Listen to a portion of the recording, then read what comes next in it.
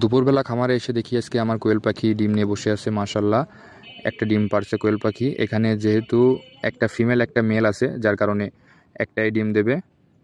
আর এটা আমার প্রথম, যার কারণে বিষয়টা খুবই আনন্দের।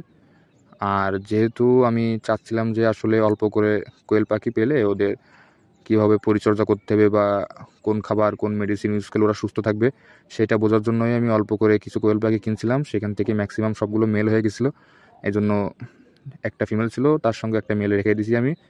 আলহামদুলিল্লাহ আজকে ডিম দিল এবং ডিমের সাইজটা খুবই বড়। যেহেতু প্রথমবার ডিম দিছে, প্রথম ডিম, সেই তুলনায় ডিমটা বেশ বড়।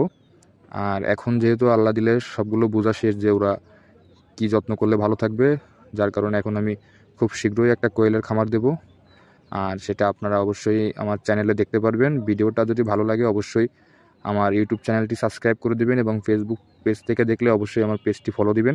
যেহেতু আমি এই পাখি জগতে নতুন, সো দোয়া করবেন সবাই।